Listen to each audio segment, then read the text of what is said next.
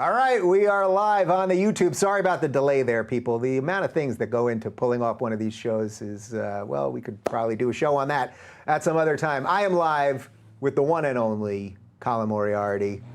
Thank you for being here. I'm used to doing my own shows. Thank you for having me. Yeah. I was Thank thinking, you for being here. That's how this thing works. That's usually the way it goes. I interviewed you last time, so I guess I'm actually in the same exact setup. So yeah. No, it's good to be here.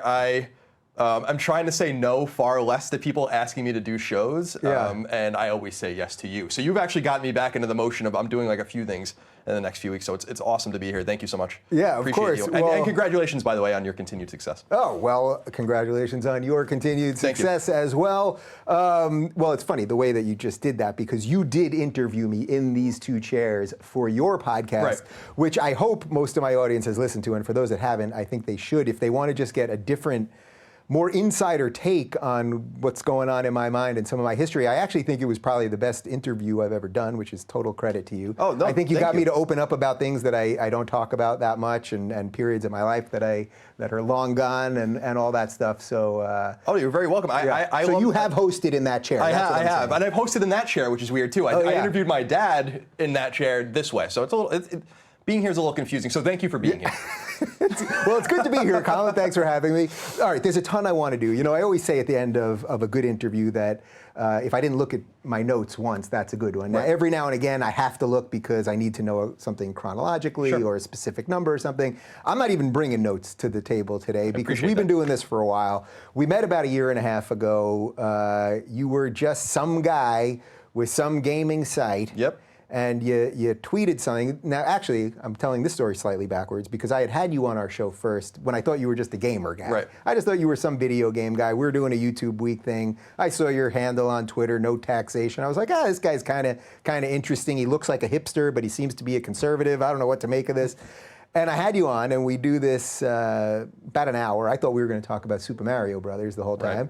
And you go into just an hour of extremely well thought out, cogent politics and your beliefs, and I was really impressed. And I said to you, I think I said it on air, I was like, you're going to be a star in the world of politics. And thank you. Yeah, and immediately you were on with Glenn Beck and a whole bunch of other stuff. But something else put you on the map, and I know most of the people know it, but let's just recap it for 3 minutes.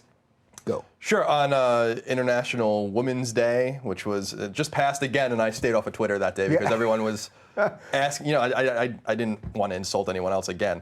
But I tweeted out just a joke about my girlfriend, peace and quiet, hashtag a day without a woman. Yeah. And it was a joke for, my girlfriend who's an ER nurse. She had just gotten back from an overnight shift, so she was getting into bed. I showed it to her. I'm like, you think this is funny? Yeah. She's like, yeah, that's funny. And then went to bed, and I got up, tweeted it, got up, went to work, and then all hell broke loose. And obviously it was, with a year's hindsight, with like some time to think about it now, it was clearly a political hit, and I understand that. And, I'm sorry if it hurt people, but that wasn't the intention, obviously. And are you really sorry if it hurt not really. people? No, I know you. You're a good guy. You like to apologize for things. Like, you don't want to hurt people and all that. But really, like, you said a joke while you were in bed with your girlfriend. You're not anti-woman, you know? No, not that day anyway. But I'm not sorry for the people that got faux offended by it. But if there was some person in Lincoln, Nebraska that really was mortified and had to stay in bed for a few days, I really do apologize about that. But anyway, my whole kind of world blew up at that point. I quit the company I founded and started a week later my new company, CLS, Colin's Last Stand. And it's just been a whirlwind of a year. It's just been a wild year of learning and figuring things out and failing and succeeding and trying. And it's been, 60, 70, 80-hour weeks. I haven't had a day off all year. Yeah. I was reflecting on that a few days ago to my girlfriend. Even when we go to Vegas pretty often, and even when we were there last time, I was just working in the hotel room the entire time I was there. So I believe it, because for the amount of times that we try to get together and I'm like, I'm free for this half hour here, and you're like, I got 15 minutes this way and blah, blah, blah. But I wanted to start with that story because I think it's so relevant to so much that has happened since then. In our first interview, when you did that YouTube Week show, you basically predicted that this type of thing was going to happen to you one day, that you would step in something politically and that then it would all blow up and all that. And I think there's a link to everything that's going on right now with this Kanye stuff, which we're going to talk about, and a bunch more. But it's been basically a nutty year for you, but you survived. And I think it's important to really acknowledge that, because even something like the International Business Times they wrote a piece about you in the midst of all this where they talked about your racist tweet. Right, very racist. Can you repeat the tweet again? It was peace and quiet, hashtag a day without a woman. So no hint of racism there. And you were the one that helped me get in touch with them. And but it was up there for a day, and the damage was done. Yeah. It's all just transparent clickbait and this kind of desire to destroy. And I've been trying to take a step back from that precipice myself in the way I treat others, and have really been cognizant about that the entire year that I've been doing CLS. Because I don't want to contribute to that. I want to contribute to the reason, to the knowledge, and to kind of the step-by-step process by the way you and I reach our conclusions, as opposed to insulting and kind of getting into the muck. I'm not super into that. So. Yeah, but we all kind of get sucked in every now and again, absolutely. right? Like the best of us do it. I try so hard not to, and then somebody does something so ridiculous. It's usually an author or a journalist, so to speak, sure. that writes one of these crazy things about someone I know, calling you racist, calling Jordan Peterson this, or Shapiro this, or Sam Harris that, and I'm like, I know these people. These are my friends. You don't do research. You don't do any of the things that a journalist is supposed to do. But this just seems to be proliferating throughout everything right now. It is, but I think the Kanye situation and just other situations kind of parallel to it that are obviously much smaller, it's a sign that people are not, or there's large swaths of people that are not necessarily buying into it. I think the major thing that the far left in the United States is making a mistake with right now is assuming that because someone like me, I don't like Donald Trump. I mean, I'm very vocal about that. I don't like him. I don't think he should be president. I'm a conservative. I don't think he's a real conservative. And that just because I don't like him, I like them. Yeah. There's no way in hell. And there's a huge swath of us that want nothing to do with them. Yeah. But also are a little uncomfortable with the way conservatism has gone, or the way, kind of, I'm not really into socially conservative things and stuff like that. Like, there's a new way forward, multiple ways forward. And so that's their big mistake. So they insult and they slander everyone, but they're not really getting new adherents by doing it. They're actually just isolating themselves and isolating other people from them. Yeah. And so that's actually kind of good for us in the long term. In the midterms, it's going to pay off for the Democrats and the left, but I don't think long term it's going to be a winning strategy. It's funny. I know we've talked about this a little bit. I'm not so sure that conventional thinking on this midterm thing is right, because I think the left has gone so bananas. The media has gone so crazy. The left hasn't come up with one new idea. They've just doubled down on identity politics from every level, from Bernie on down. It's just double down, that I don't know that there's anyone out there who voted for Trump, or even if you were an independent that voted for Gary Johnson or whatever else, that anyone that didn't, right, both of us, what's Aleppo. But I don't know that anyone that did that is going to go, you know what, in the year and a half, putting, if you can get over tweets, Trump tweets and stuff like that, I don't see how you could possibly be like, I'm going to suddenly vote for identity politics. I'm suddenly going to vote for collectivism and leftism. What may happen is that they just won't vote, in which case the outcome that you're predicting will happen. But right. I think because of some of the NRA stuff, I think this Kanye thing, the general attack on free speech and hysteria, I think it actually may go the other way. I honestly haven't heard anyone else say that, but here's contrarian Dave, I guess. No, I mean, geez, man. I mean, I don't think you were, we've talked about this in the past, but I don't think you were one of the people that predicted that Trump was necessarily going to win, but you predicted that it was much more possible. I think you were on Rogan. That day, I kept saying it, yeah. I think even, it was the more Nate Silver kind of school of thought of being like, he has a third of a, like one in 3 times he'll win, which is much more than the 2% or something that Huffington Post gave. Yeah, I don't know. Midterms are always bad for the incumbent party, and it's always for the most engaged partisans. So it's all going to be about the real Republicans and the real Democrats. I have no investment in it, especially in California. I really could care less about what's happening. I have no say. But as a California guy, as we watch this state kind of plummet into the depths of hell, I mean, you lived in San Francisco when we first met, just about a year and a half ago. Yeah. For 10 years. Excuse me. I know it's hard. And I just went, I'm gagging just by saying San Francisco. I mean, you know what happened. I just went, I spoke at Berkeley a week and a half ago.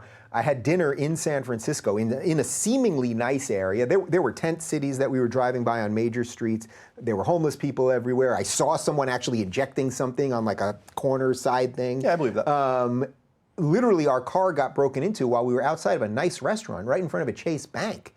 broken into, stole all my stuff. Yeah, it's terrible. I mean, they're not going to do anything. I mean, obviously, they're not even, even filing a police report. No, it wasn't my car. It was the people who sponsored the event's car. So they did file a report. But people then on Twitter, when I put the picture up, were like, how could you leave your stuff in your car in San Francisco? Everyone knows that. I didn't even realize that it was such an epidemic. But it's a massive epidemic. And on top of that, there's this app that tells you where humans are pooping on the streets of San Francisco. Yeah, I'm not making this up. I'm not making this shit up. No, nice double entendre. Thank you. No, San Francisco, when I moved there in 2007, I had interned there in 2004 too, but I lived there full time starting in 2007. There was a charm to the city. It was still bohemian. It was post-dot-com era, pre-recession. There was still something special going on there. And obviously the wealth disparity there has not, and I'm not really one to harp about that, but that's obviously destroyed the city. There's 200,000 more people living there than when I moved there. No real new infrastructure. Lots of Byzantine laws where buildings can't be higher than 3 or 4 stories in lots of neighborhoods. But wait, Colin, I'm a simple guy, so you have to explain this. I thought progressive politics, which that's the home of. Yeah, oh yeah. I thought that's supposed to fix wealth disparity. No. It's totally, that's why, and it's touching Oakland and Alameda and San, not so much San Jose, I guess, but parts of the valley where it's just, San Francisco just kind of fell apart. And before my very eyes, and it's very sad, there's a lot to love about that city. And it's just, progressive politics have taken it over, but more than that, it's just, the tech industry is kind of ruining things. You're seeing it in Venice, actually, too, where I live in Santa Monica now, and Snapchat's in Venice, and you see, it's amazing, you see literal tags everywhere, spray paint tags of just, Snapchat, fuck Snapchat, Snapchat go home and stuff. Like, you're seeing kind of small things like that happen there. So it's a complicated situation. But California overall, I mean, I love the idea of splitting it into multiple parts and stuff like that, so that, there are more Republicans in California than any other state. Well, there definitely is a nascent Republican or conservative or libertarian movement here. I had John Kasich in here just a couple weeks ago, and that's awesome. He was here with Schwarzenegger to meet with California conservatives to kind of figure out how do we step back from the abyss right now that this state is going into. And most likely, I mean, it's pretty sad. I love LA. From the day I moved here, a little over 5 years ago, I have loved it here every day. And I've been successful here, and I've met tons of great people. And it's like, man, Gavin Newsom, who was the mayor of San Francisco, who is as left, he could be the governor here. I mean, so it could get worse than it is. He'll make Jerry Brown look moderate, or make him look, something else. Jerry Brown's the worst, by the way. Just the heat-seeking missile to any public office. Who's governor and then like attorney general, mayor of Oakland, then governor? Like, it's just like any open office. Next he's going to be like the local librarian or something in San Francisco. Yeah, but would you be for California really splitting? Yeah. I mean, people are grumbling about it now, yeah? Yeah, I'd absolutely be. I think California, if we're from the East Coast, states are a little smaller, a little quainter, a little more colonial in their size. The states out here, California is too big. I mean, what is it, like a sixth of the country's population in one state? Like that, There's a bunch of voiceless people here, and I don't blame them for I'm one of those voiceless people. We were just talking about taxes before. The amount of taxes that I paid last year is astronomical. It would make people throw up in their mouths if they knew, And it's without revealing the numbers that we paid in taxes, and it's not Crimea River here, but I can honestly tell you that I paid in taxes, because I just wrote the check, a week or two ago, more basically than I made in almost any year of my life until the last 2 years that I ever made. Yeah, no, I mean, that's what we're dealing with here. Absolutely. It's terrible. I mean, success comes, my accountant was trying to talk me down, being like, it's just a matter of success, like, relax, and I'm like, I appreciate that, I respect that, but to be robbed by the state in such a gratuitous way and I get nothing in return for it, literally nothing. I don't know what they're doing with that money. It's super sad, and I was telling people on Twitter that, with the financial uncertainty that comes with owning a business, especially in California, again, also 1.5% of gross receipts you owe to the state, no matter if I think you made a profit or not, which is fantastic. I would love to hire an editor. I'd love to hire someone full-time. When I left Kind of Funny, one of my major things when we hired 2 people that still work there that I never got to work with, one of my major things was like, let's pay them well, let's pay them fairly, and give them security and give them something that they can rely upon. And I'd like to do that for an employee of mine as well, but now they have their hands in my pockets and I just don't know. I don't want to bring someone on for 6 months, promise them the world, and then be like, it's not working out. And a lot of that comes from financial uncertainty with living in California. I was making you laugh, I have no idea why I'm really here, I go live in Alaska or something. I do the same exact thing I'm doing, so. Yeah. I thought it was just so that every now and again we could play Contra together. No, I love, and you're right about the our missed schedules. I often, when I'm around where you live, I often text you like on the fly, being like, I'm going to a meeting here. Are you available? From 1 to 2. It never works out. So you're one of the reasons I'm here. I'm usually like, I'm in the Dagobah system. I can't make it there right now.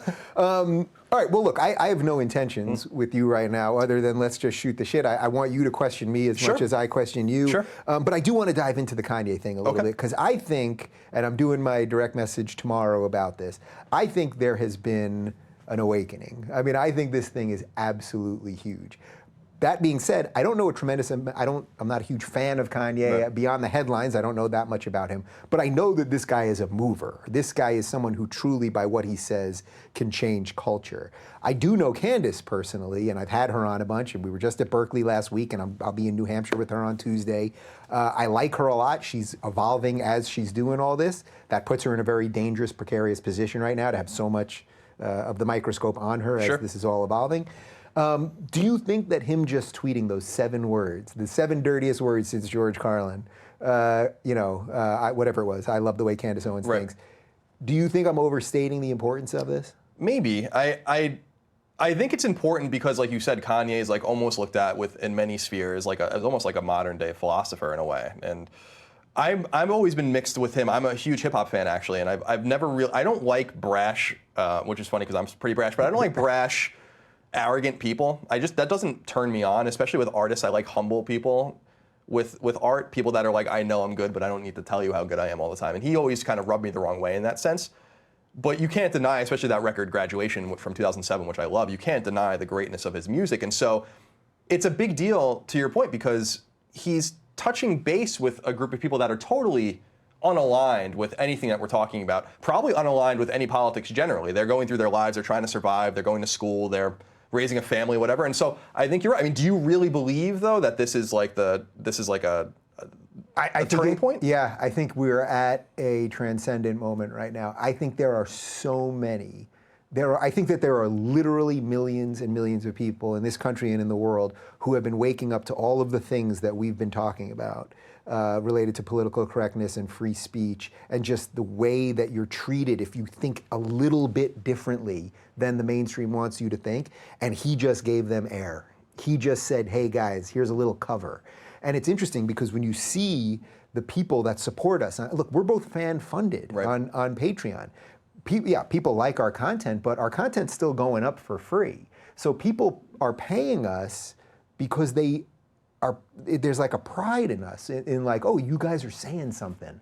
You guys are actually, they're not just doing it so that I can sit down and have an interview with any old schmuck, or so that you can make some irrelevant video. They actually believe that we're taking some position that has value. Otherwise, they wouldn't pay for it, because there's a lot of other content out there.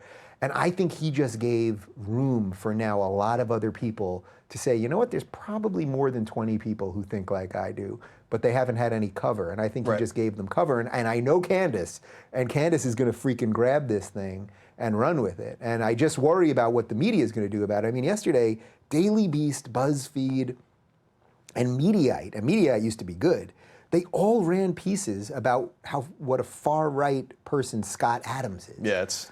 Scott Adams, I've got his book here. I never heard him, yes, did he basically like Trump? Although when I had him on before the election, he wasn't even a Trump supporter. Yeah, he basically liked Trump. That doesn't make you far right. Far right has much more of a feeling about like an ethnic version of the United States, or related to immigration and all that.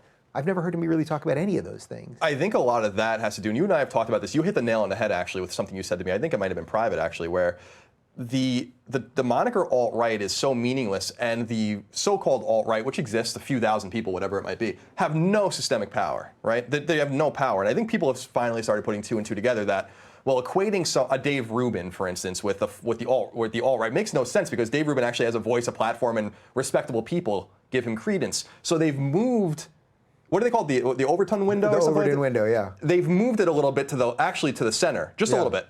And now they're trying the far right thing, and they do that to me too, right? I don't know that I have really any far right ideals other than that. I'm proud of the United States. I believe in borders and all those kinds of things. But I'm pro-choice. I'm pro-gay marriage. I'm pro-drug legalization, pro-prostitution legalization, all those kinds of things. Yeah. Very far right positions. And they often throw that stuff at me. But it's about insulting people and sticking them with things that they can't shake, no matter what's true and what's not. Yeah. Kanye is above that. which is really awesome. He doesn't give a flying fuck what anyone thinks. He never has, and that's something you have to respect about him. So you might be right. I just think that that's all people need. People need, when I had Douglas Murray in here, and at the end, who talks about all sorts of very politically incorrect things, right? I mean, his book is called The Strange Death of Europe, talking about immigration. I've actually been meaning to read that. Yeah. I'll lend it to you right there. Please, yeah. At the end, I said, what gives you the bravery to take these positions? And, he said it in a British accent, so it sounds better than I'm going to say it right now, but he said, when you get in the pool, you realize the water isn't that cold. And I think that's all people need. We're not being slaughtered out there. Yeah, it sucks when people write shitty things about you and say lies about you, and you can spend your whole life trying to correct their lies, which actually just breeds more of them because they know you'll drive more clicks and all that. But the average person out there just wants to be able to say what they think. And really what you just said, which is you just gave me a pretty mixed bag of political views that you have right there. I think they're basically libertarian views pretty much. And we're pretty much aligned on most of this stuff. Right. But that's what most people are. We have some inconsistencies. We have some things we're not totally sure about. But it seems to me that's what they fear more than anything else. It's not like you don't fear the real extreme this way or the extreme this way. You fear the real people who are kind of like, all right, I feel this way about taxes, but maybe that doesn't line up exactly how I feel about guns. Or something like those things shouldn't all be congruent with each other. Exactly, and I also think that people that kind of put themselves in these small chambers, in these small kind of very thin verticals where they have to have everyone that agrees with everything they say. First of all, these people are hypocrites, right? These are the same people that voted for Obama in 2008 when he was explicitly against gay marriage. So by their own logic, if you voted for Obama in 2008, I voted for Obama in 2008. If you voted for him in 2008, you were against gay marriage, right? This is and you were a bigot. Let's not forget that. You must have been a bigot, right? Yeah, exactly. And so the logic immediately falls apart. It's just incredibly stupid, flimsy logic put out by, frankly, stupid people. So if you just uneducated people that don't know anything about politics, political science, or history, or anything like that, and they try to kind of pigeonhole people instead of what I'd be more interested in and what I'm trying to kind of get to a point with, and I think you're in a similar boat, is let's ignore the things for once that we disagree on. What do we agree on, right? I think we're getting to a really interesting point, for instance, with marijuana legalization in the U.S. Now with Cory Booker talking about it, and Chuck Schumer talking about it. This is a place where, by the way, you as a conservative should be freaking really pissed at the Republicans, and I know you don't consider yourself a Republican per se, but when Chuck Schumer is out there a couple days ago talking about states' rights related to marijuana, and that these idiot Republicans let the Democrats, they let dorky Chuck Schumer get ahead of them on weed and states' rights, which Rand Paul should have been screaming about.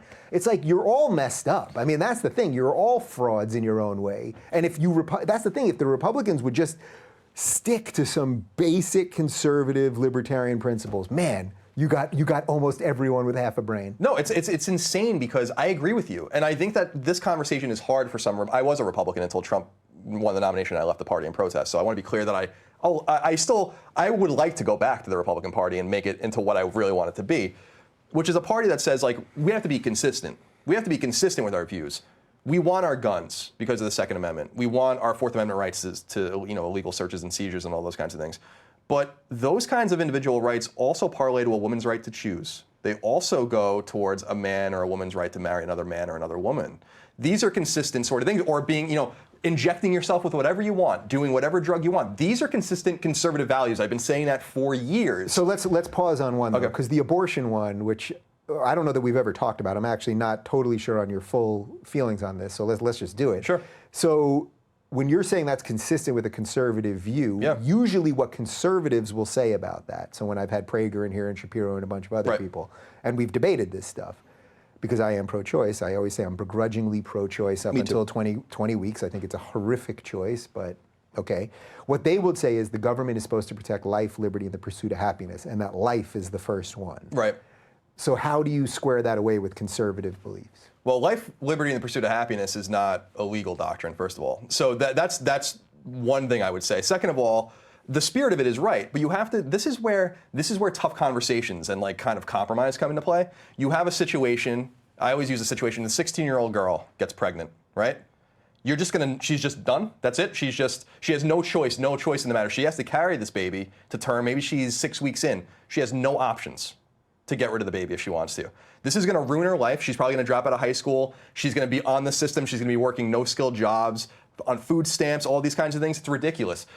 I understand, and I Or worse, by the way, because as Michael Shermer talks about, the rates of infanticide in places that you can't have an abortion go way up. Exactly. So I respect actually the states' rights issue where if Alabama or Texas want to make it hard to have an abortion, fine. Like, just go to another state. I know that that's not ideal, but that is the laboratory of the Republic working. But so would you be for reversing Roe v. Wade then?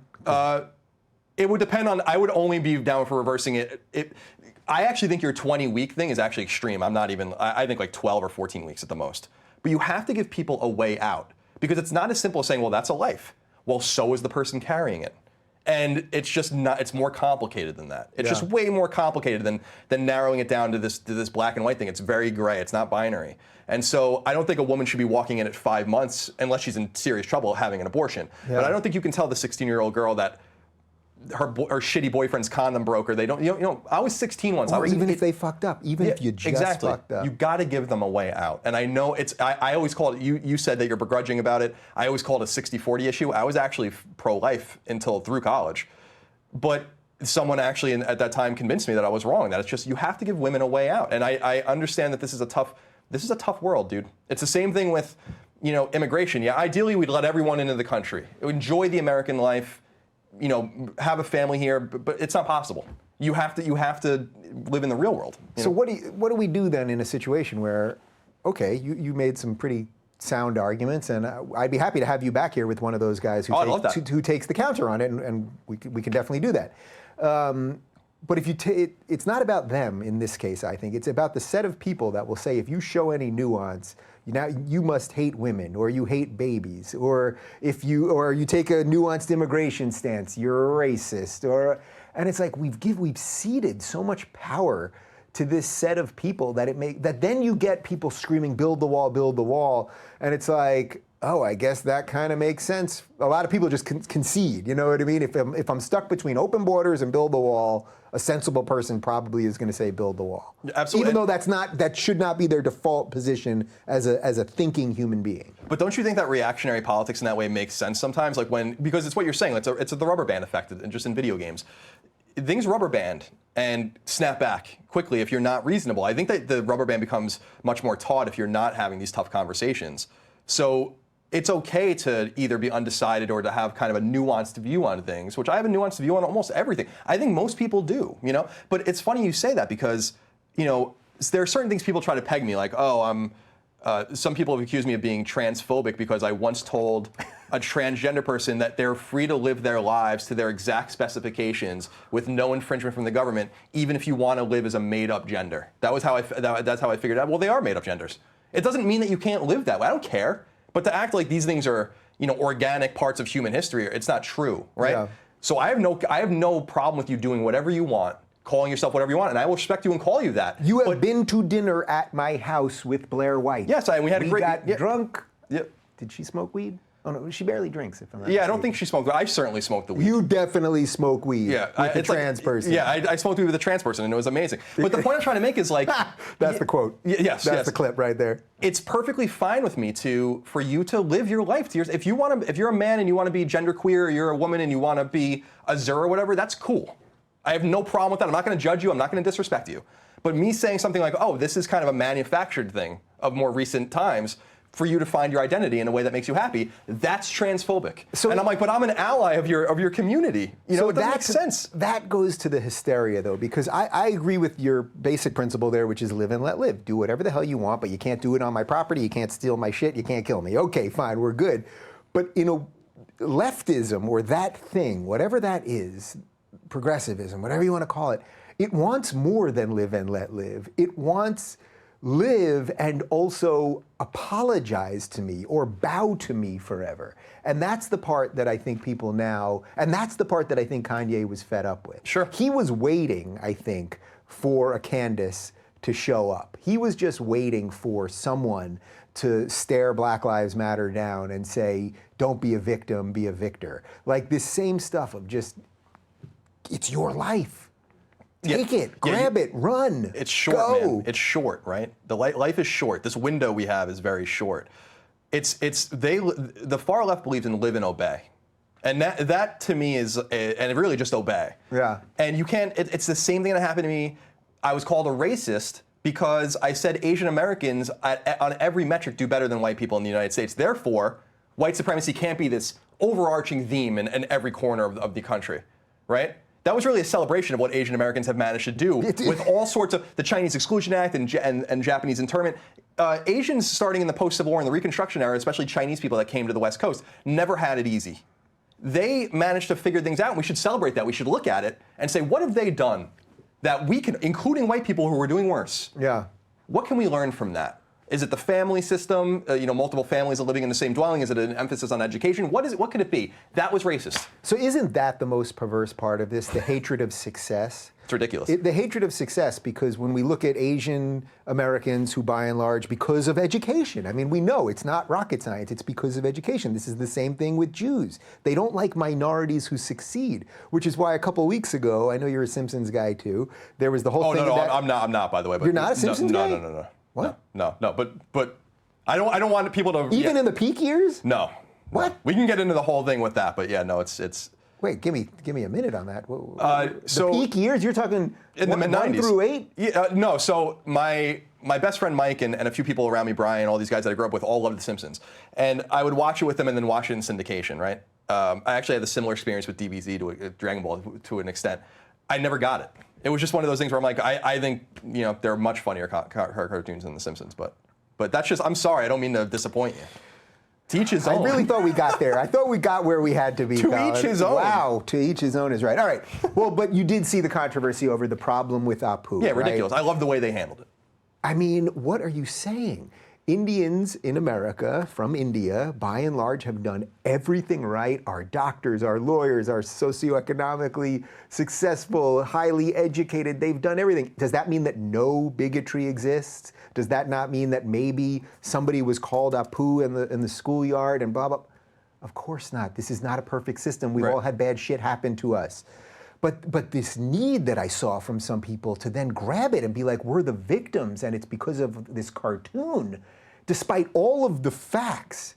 And also the fact that the character, Apu, is a beloved character on what I would say is the greatest comedy of all time, the longest running comedy in the history of television. More than Seinfeld. Even more than, yeah, I would say the breadth of the work, probably. Sure. But that Apu in the show, one of the biggest episodes is about, the most influential episodes is about him not being kicked. Homer at first wants him kicked out of Springfield. They do immigration because of him. They do Indian weddings and Indian culture. He hangs out with Homer and goes to it's like, this is America, you moron. No, absolutely. And by the way, the Indian wedding thing, I went to an Indian wedding for the first time a few years ago. Exhausting. Yeah. Holy God. Just absolutely exhausting. They're really into it. Yeah. 2 days. It's great. It's awesome. It's awesome. Yeah, we get married in boring ways. The point is that because the identity, I'm sorry. No, that identity is it's so alluring to be the victim. Yeah, it's the victim mentality, and there are even, I know it's hard to believe, but even straight white males, you're not a straight white male, but I'm a straight white male,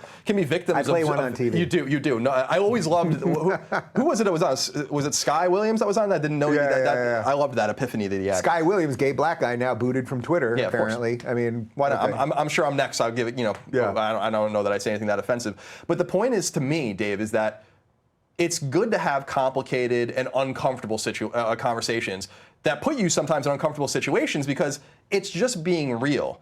I know what's in my heart. I know that I don't believe in any of the things that and aren't the worst things that people call me, right? It's not going to stop me from grabbing the third rail sometimes and saying what I need to say. So having complicated conversations about race where you say like, well, Nigerian Americans are actually the best educated per capita. Asian Americans from, whether from Vietnam or whether from Laos or whether from China or whether from Japan are doing pretty well in the United States. It doesn't mean that they don't experience racism. It doesn't mean that some of them are poor. Of course that's true. But it means that I'm super interested in like what's happened. What can we all learn from it? Can we the high tide raise all boats?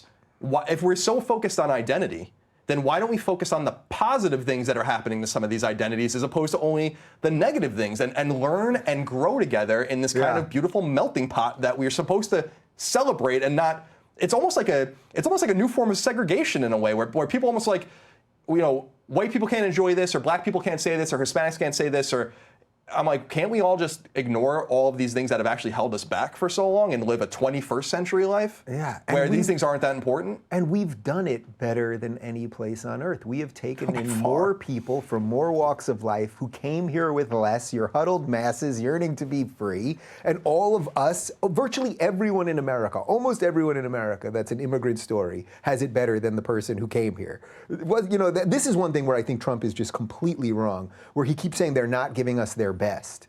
That's not what it says on the Statue of Liberty. I agree. I'm not saying you can just let everyone in, and I don't want drug dealers and criminals in, but this idea that they're not giving, yes, sometimes you're going to get some great doctors and physicists from Eastern Europe or something, but also we need to let in people that want to make a better life for themselves. When I see we live in LA here, there's a lot of Mexicans here, and they bust their ass. Show me a group of people, if I can use a collective phrase here, who work harder in the freaking hot LA sun all day long doing all these jobs that other people don't want for less. It's an incredibly racist thing that you just said.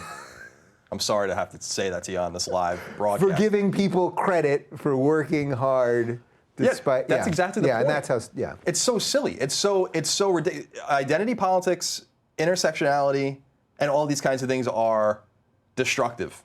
And I know that people look at me as like, well, you're a straight white man. You don't understand. And I'm like, no, I do understand. I'm a student of history. I went to NU for American history. I understand the plight of the black person. For instance, that doesn't mean I necessarily experienced it. Yeah. But I understand where you're coming from, and I'm sympathetic to those things. But I think that by living, and that's why I think what Candace Owens, and I'm not, the hugest fan of hers, specifically because of the way she treated Blair White, and I have to still meet her, and I'd like to shake her hand and talk to her. But I'll make that happen. I love that. Yeah. But she did hit the nail on the head. It's like why are we looking to be victims? Whenever, I know it's kind of a left turn, but when everything went back, went haywire for me last year around this time, I could have been a victim. I walked away from Kind of Funny. I sold my shares. I didn't have to do anything for a long time if I didn't want to. I immediately got back in. Yeah. Because I have to work. I have to leave it all out in the field. I want to know that if I fail or something bad happens, that it was because of me, not because I didn't try hard enough or do enough.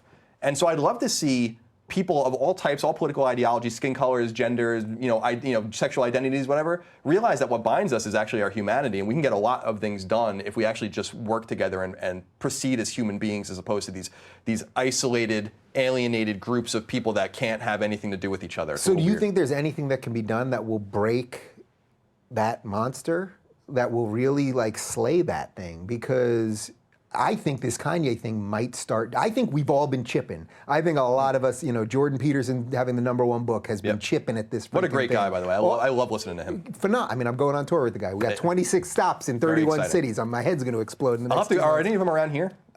There are, of course, the one that's the closest to my house I can't go to because I got something else. But yeah, there's Long Beach in June and Seattle and Portland, and we'll get you to something. Yeah, I'd like to go to one. The ticket is on me, my friend. Oh, I appreciate that. And I'll see if I can get you to dinner with Jordan. That would be awesome. I'd love to. See what I'm trying to do around here. Oh my God, I respect you so much. But I think that thing might crack, but it seems to me that it's still getting worse. Yesterday was just another example of something kind of happened here.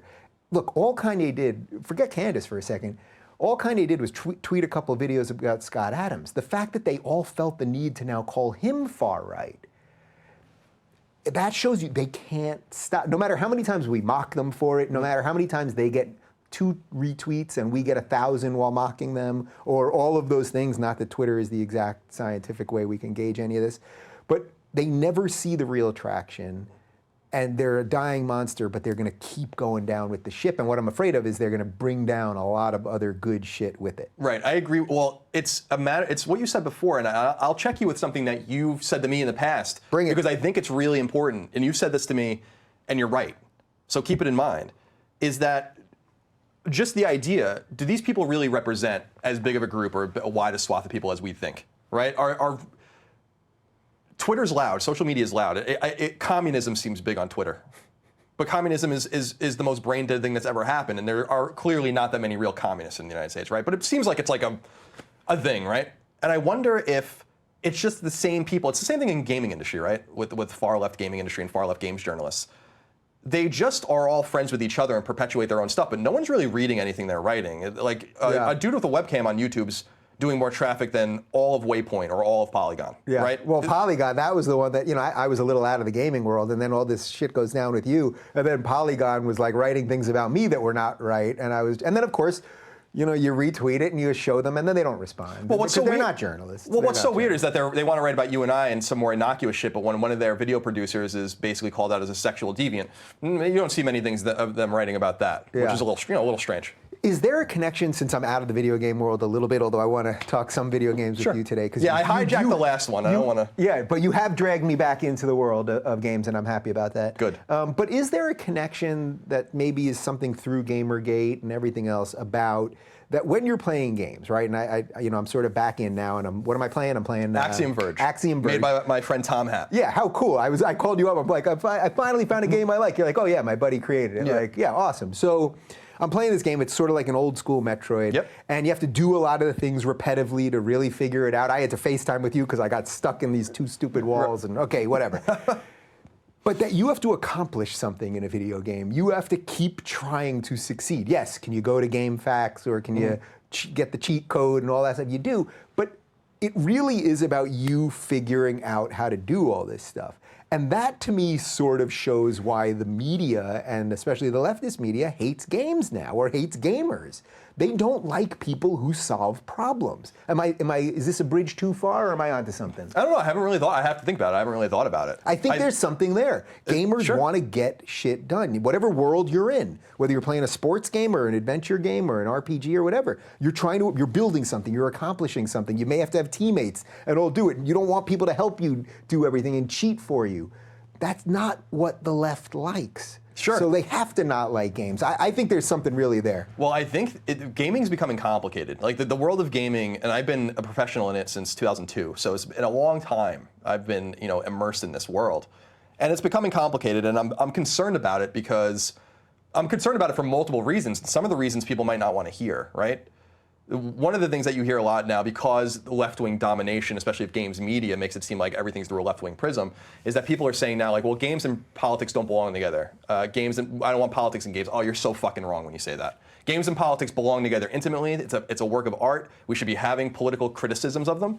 My whole thing is like, where's the conservative criticism? Where's the libertarian or moderate criticism? I tweeted out the other day, Eurogamer, which is actually a website I like, a pretty serious video game website, tweeted out a piece by my friend Keza, who I used to work with at IGN. She was a great writer. She is a great writer.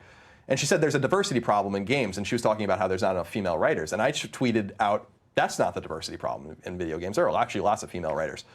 There could always be more, but there are plenty of them. What the diversity problem is that you can't name one conservative person on any of these game website staff. And after I left IGN, I was an open conservative. Ever since then, you couldn't find one. So that's the diversity problem. And that blew up and got me in a lot of trouble with games media, who apparently is scared of diverse ideas. Because I said, hire a Trump voter. Hire an evangelical. There's got to be a Trump voter out there who knows how to code a game. Wow, 55 million people voted for Trump. I would assume some of them play video games. So I hate that that's the takeaway that people are getting because of the political kind of nebulous nature of games and how it's being written about. I think that that's destructive.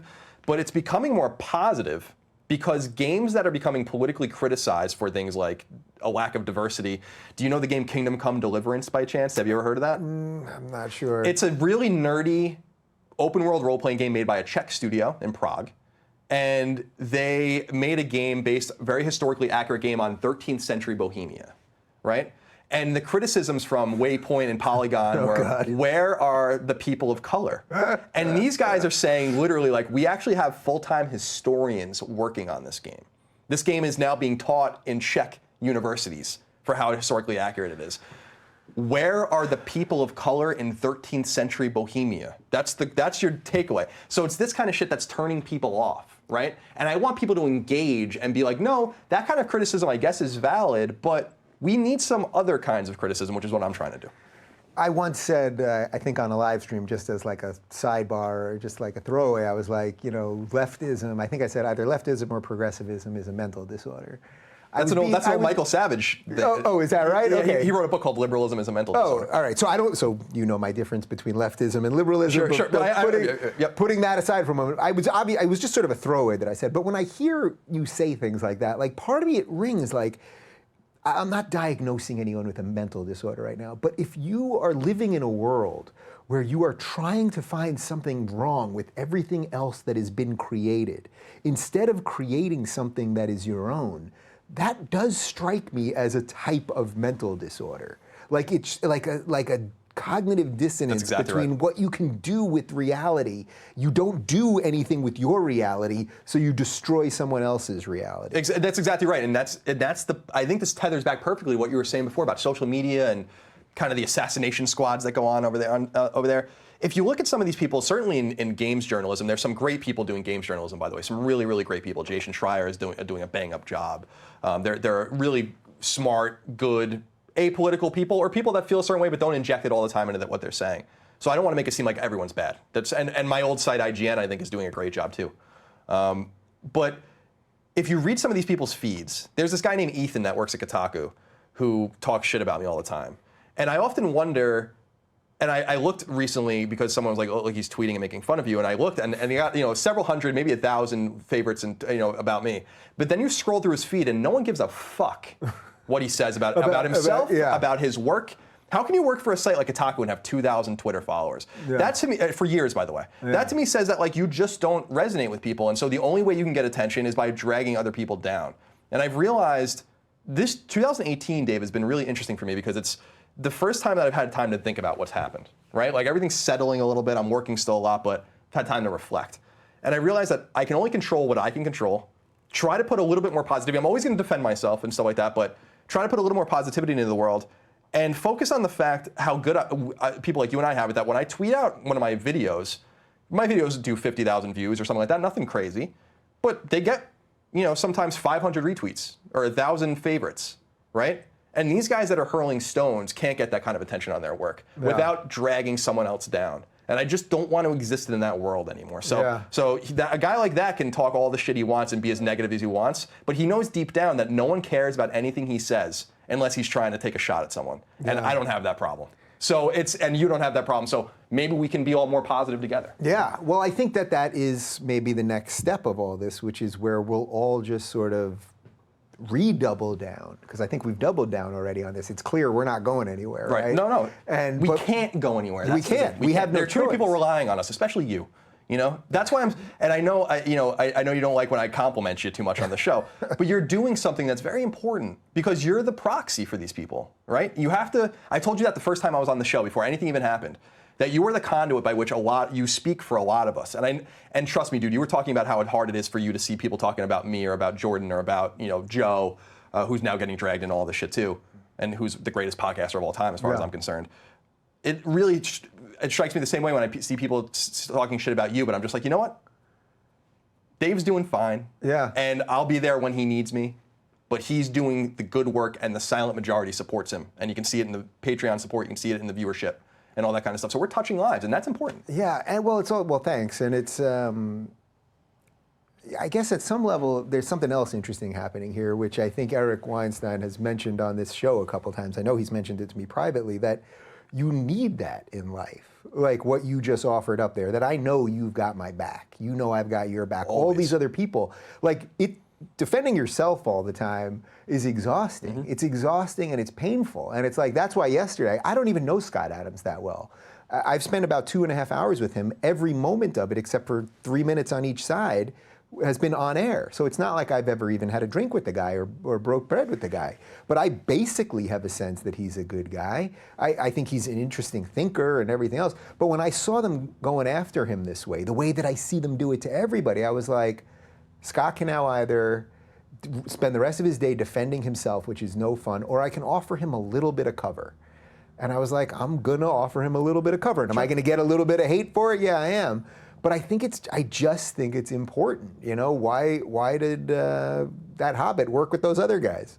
I still don't know why. I don't know why either. That thing was so long. I know, it was very. I love. It was like, what are you people doing? I love Tolkien. I'm not gonna shit too much on that like on The Simpsons. Yeah. But no, I agree with you. It's like having that cover there is important. I told you that after what you did for me, that I'll have your back forever, right? And I mean it. If you ever were broken down on the side of the road, and you're like, I have no right, I'd come get you, right? Like this, I got a little roofing that needs to be done after the show. We'll see what I might be able to figure out a thing or two for that. I'm not very efficient with You're tools. From Long Island. You'll figure it out. Yeah, of course. Yeah. So that kind of cover is important, and as long as we have each other's backs, we have to keep the powder dry, though. That's the big thing that I feel like I see too much of, not so much from you or our sphere, but I see it in other more politically active spheres. Yeah. People always fighting. I'm like, keep the powder dry, show a little bit of restraint, and then when we really do go and try to say something, I think it resonates more. That's the only thing I'm trying to keep in mind these days, is like these little battles, these little fights. I see something that fucking annoys me every day. Like that I want to write. How many tweets have I written and just deleted before I even posted them, right? Yeah. Because when I pick out that 1 in 10, that really does get me, you know? Maybe people will pay more attention to it. I know. I got to get better at this too. I really try. But even just an hour before we started this, or 2 hours ago, George Takei tweeted something stupid. I'd had him on my old SiriusXM show. Like, I'm sure he's a perfectly fine person, but he's in progressive brain fog or whatever you want to call it. And he just tweeted out something so stupid about the way people would be treating George Bush okay now. Hollywood would be treating him okay, but Trump is a bridge too far. Now, regardless of your feelings on Trump, it's like we know damn well how they treated George W. Bush. So awful. pretending, and I'm not even defending George W. Bush, it's irrelevant. But like of course I then went after him, and it's like, right after I was like, You never feel good about it, right? Like, sometimes it's necessary. First of all, the way people treated George W. Bush is the reason we got Trump, number one. You can draw a clear line to that. So maybe people should be a little more cognizant of the words fascism, Nazi, and all those kinds of things when you're calling Mitt Romney a sexist. When you have a real sexist in office, right? It doesn't look so, so that's important. That brings us back to like, that's why I love people. Oh, I thought you were talking about Bill Clinton for a second. Oh, yeah, right. Exactly. We were talking about Trump. But right, exactly. Okay. Oh, no, Bill Clinton's the rapist. Right. Well, maybe I'm not. I mean, and there goes the monetization on this one. I'm sorry. But isn't that interesting too about like the whole thing with who is it, Juanita Broderick and all that kind of stuff? Like she's not believed, but mocked literally by Joy Behar on the View. It's a little strange, but I don't know if he's guilty or not. But I always found that a little weird. And I actually like Bill Clinton as a politician, so it's not even that. It's just like pretty nefarious shit. But nonetheless, I just think that we need to be, better to each other. There's these extremes on both sides. There are people on the far right that I piss off all the time. Some of my biggest Patreon drops were when I made a video about how the Confederate flag is a flag of traitors and all those kinds of things. And those people are easy to annoy too. And their identity politics are pretty much equivalent, by the way, to the identity politics on the left, which is something that's not talked about too much. So just cut those people off. Yeah. 80%, 90% of the people in the middle, I think, are going to be receptive, even if they don't agree with you, are going to be receptive to a normal line of thinking about any policy prescription that you might have. All right, so let's do a little dive here on Sure. something, and we talked about this when you interviewed me. So to this point, one of the criticisms that I get is I'm too easy on the right. Right. I'm just too easy on the right. Now, what I've been trying to explain to people is that as someone that came from the left, those were the issues that I was really focused on for a long time. Am I part of the left anymore? Obviously not. I mean, anyone in there, I'm not, obviously. I am liberal, and that has nothing to do with that. Right. But I still view that as the biggest societal problem that we have in America. I view those ideas as so toxic they could truly topple this entire incredible experiment. Are there terrible people on the right that are true KKK, white nationalists, really race realists or whatever? Yes, but as you said earlier, those people have no institutional power. I do not believe that Trump is one of them. They are not teaching at universities. They don't even have numbers. They don't even have the numbers. But every time one of them does something, then everyone pretends it's this massive thing. So for me to focus on that thing that really has no power, that's already been overblown, to me seems crazy. So are there issues that I have with the right as a general thing? I mean, we could talk about gay marriage, and I'm pro-choice, and I'm for euthanasia, and I'm for legalizing marijuana, I'm for reforming the prison systems, I'm for public education, though I would kick it back to the states. Right. These things should all anger these people on the right, yet I keep getting invited all these places by these crazy, evil conservatives and getting standing ovations when I talk to Turning Point USA, and all the libertarians love me. So it's like, when I can only view the world as it is, not as I magically want it to be. But do you think I've missed anything there? No, I don't think you really have. I mean, and I want you to tell me if you think I have. No, I really don't think you have. Like the only reason we know, and I said this on Fireside Chats, was the only reason we know who Richard Spencer is because the media told us who Richard Spencer was. I had never heard of this man before, and I've been circulating in right-wing politics and in conservative politics for a very long time. I never even heard that name. And then they freaking gloated when he got punched, and that made him more of a victim and more popular. And that was, and I was very vocal, vociferously vocal about the fact that, like, you got to keep your hands to yourself. I don't care what the guy says, you can't do that, right? And that opened up a whole new can of worms for people running around with violent tendencies and all those kinds of things. It's like, no, that's not even a political thing. Just keep your hands to yourself. The left has the media in its corner, much of the media in its corner, and much of the establishment in its corner. So it's just a more powerful entity, which is why I think that the fact that this battle is being waged by the Joe Rogans and the Dave Rubins and the Ben Shapiros and stuff, and more independent and kind of smaller outlets doing real war with the CNNs and the MSNBCs of the world and the Young Turks of the world and stuff like that, is actually a pretty awesome David and Goliath story from my perspective, because we do have the numbers. We have the support, you know, and I think that, so I think you're right. It bothers me a great deal when people criticize you for not having the proper guests on or not.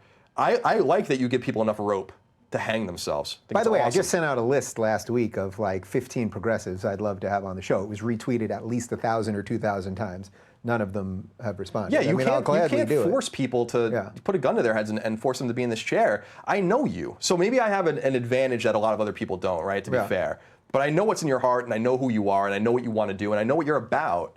So I know that you would have a year's worth of Rubin Reports with just liberals if they would come on the show. Isn't it funny when you read some of these things about people that you know, and it's like, wow, like I guess that's why it's so intimate for us, because we know the people. So if you're just someone watching this and you are completely passionate about these ideas and you know all of the work that all of these people have done and all that, but if you don't actually know the person, there's still a little disconnect there. But because so many of us now know each other, right? They've forced us all together, basically. They've forced these strange allies. You know, as I said in my first DM of the year, 2018 is going to be the year of unusual alliances. Well, what has happened? Sam Harris and Ben Shapiro, who disagree on literally everything, are now allies. Right. I mean, that shows you what's going on. Because they believe in the freedom of thought and the freedom of speech, these foundational things that are being eroded by the extremes. It's just that only one of those extremes really has power. You know, any of this stuff about, and we've talked about this ad nauseum, any of this stuff about fascism or far-right rising in the United States and all that kind of stuff, I'm like, this is insane. Yeah. Like, anyone who knows anything about the history of the Weimar Republic and Nazi Germany wouldn't see a fucking single parallel here. So I don't know what you're talking about. I'm much more afraid of what's going on the other side. But here's the thing, right? People like to tether, I've been a big advocate for Trump voters. Even though I'm not a Trump voter and even though I'm not a Trump supporter, because I think they've been maligned and called stupid and moronic and all those kinds of things. And I think that we just need to treat people that we disagree with like people, like I said earlier. And I feel the same way about Bernie Sanders supporters. Bernie Sanders hasn't said one cogent or reasonable thing I've ever heard him say. I think the guy's a total fucking loon. Yeah. But I think the people that listen to him and like him are worthy of respect, worthy of being listened to, and understanding that they've reached those conclusions based on things that maybe I don't understand or I don't see eye to eye with them on. We have to just be, I think, a little bit more reasonable. What the far left doesn't like is that they're the new evangelical right. They don't like that. They don't like being called that, but it's true. And I know that's not necessarily a unique thing to say.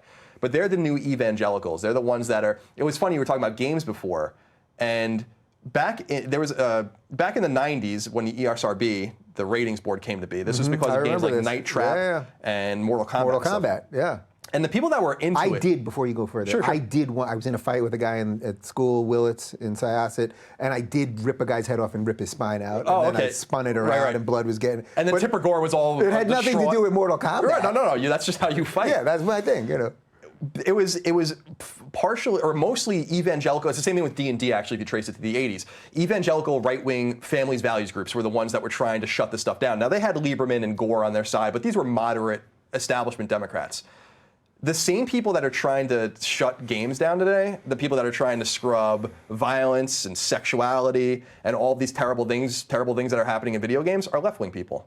They're the new, it's their identity politics. It's just that they're the Christian right of the 80s. And it's like really weird to see how they become what they hate, or are supposed to hate.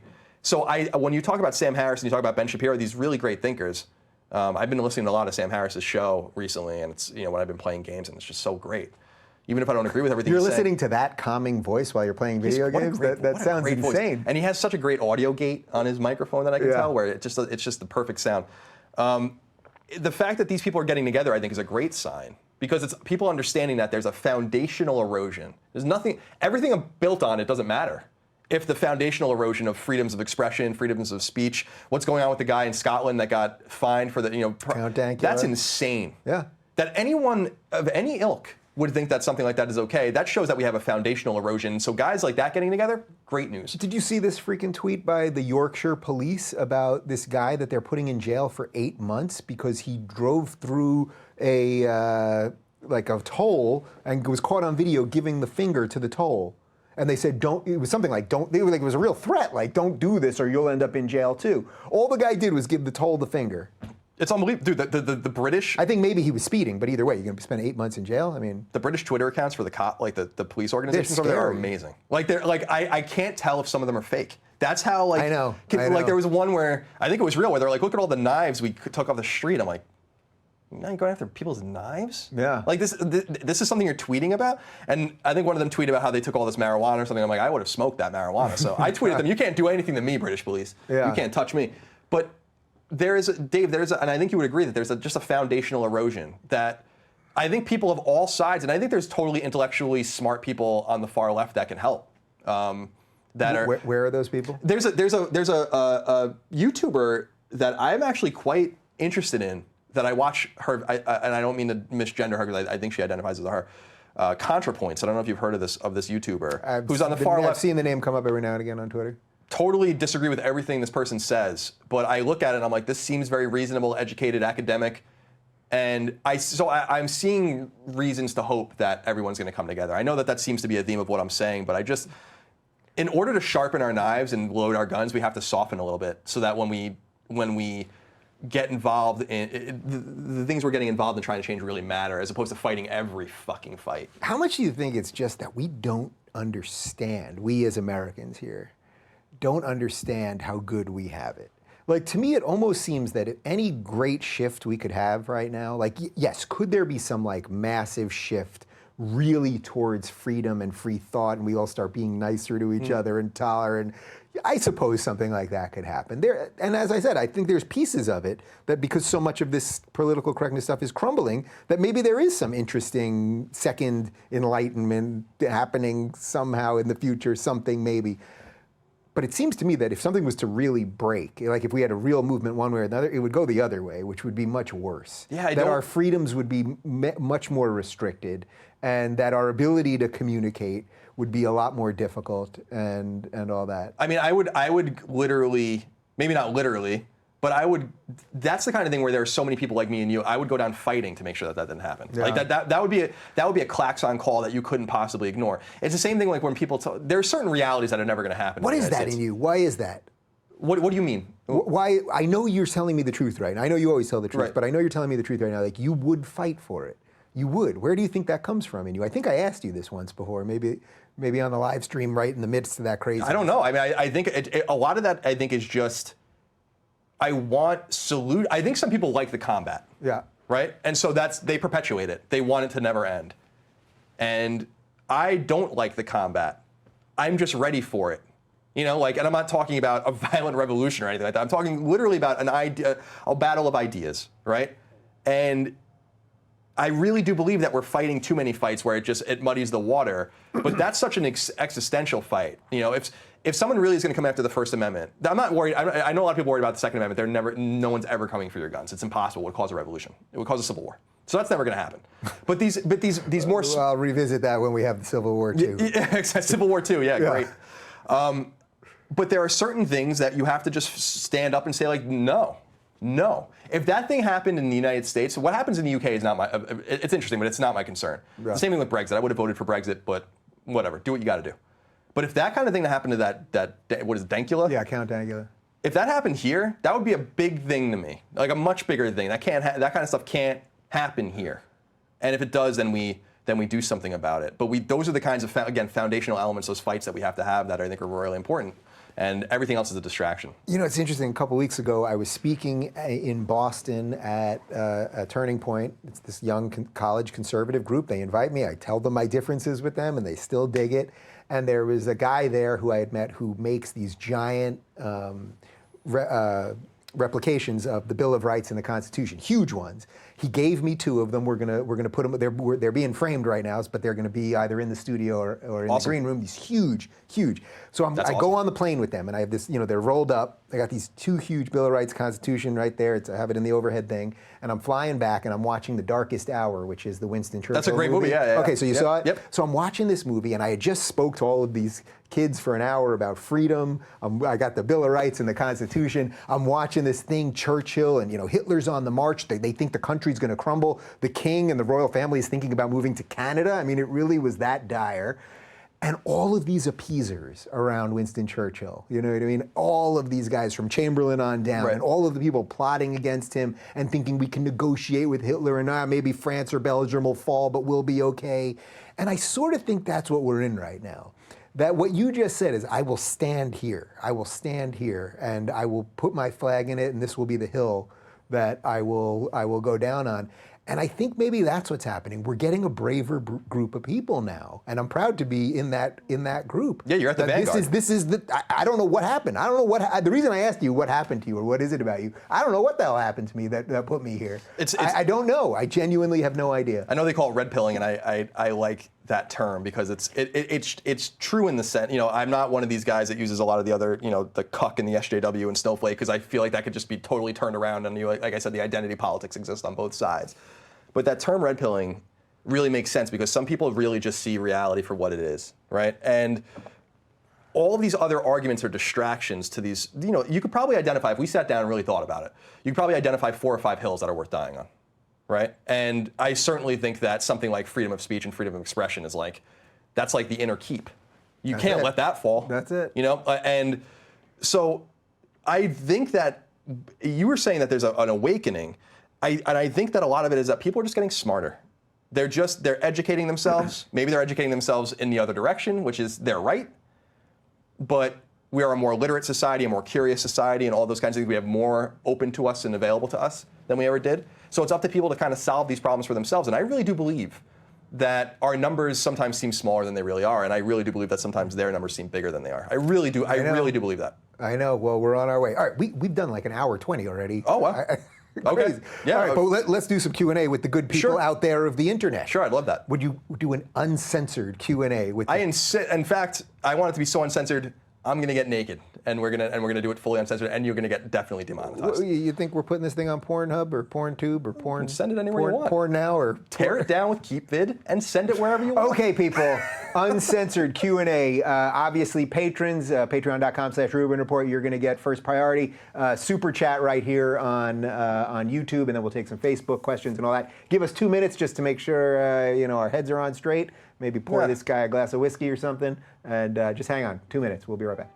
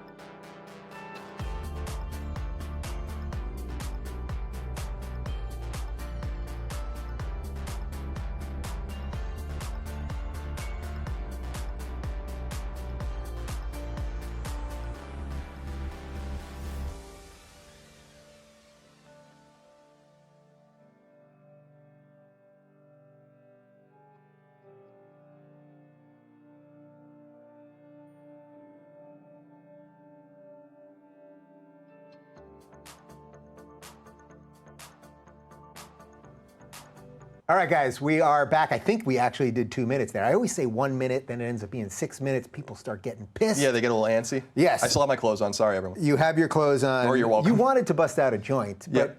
I don't know about the ventilation Next in here, time. and Yeah. we'll see what we can do. Perhaps that seems more of a Periscope activity Sure, for sure. me than this. All right, we got a ton of good stuff here. So yeah, if you're on Patreon, we're gonna look at your stuff first. Super chat, Facebook, whatever you want to do. All right, so first, Colin's mom just wanted to say hi. Glad to see you two together, and she used a clapping emoji. She's an emoji master. Yeah? Betty Ann Moriarty. Yeah, I love how I'm such a mother's boy, and I love how engaged she is with my content. Like she's just in the community, and it's awesome. Like, Yeah. I wish everyone can experience that. 'Cause she's like my biggest fan. It's so cool. That is very cool. Love you, Mom. Until the thing infringes on me or gets rubbed in my face, I think totally the same way Colin does. Yeah, I mean, live and let live. So that wasn't a question. All right, super chat. Hi, Dave. Colin is one of our heroes as we study game design. I make an essay point that minorities love video games despite the, quote, underrepresentation. People empathize with video games differently than movies or books. Hashtag not your shield. Yeah, Not Your Shield was the old hashtag that was associated with Gamergate. And by the way, I didn't really like Gamergate either. I was saying some of the salient points that people still bring up about identity politics and stuff long before Gamergate. You can go back and read shit on IGN from 10 years ago that I was writing about that. But let's remember that Gamergate really hurt a lot of people. And I think that people need to kind of remember that it was a really destructive and not effective way of getting your message across. Yeah. I totally stand with that. But and it also showed the power of a community in the right sense of a community based in individuals who weren't going to take bullshit from the power structure that was relentlessly attacking them in the name of political correctness. It's actually Gamergate has just leaked into everything now. But that's what people say, is that was really the beginning of like the rise of Trump. And stuff. I don't know if you would. Because there's probably multiple tethers that I wasn't aware of at that time that were also connecting from things that I'm in this fandom, so I remember that. Yeah.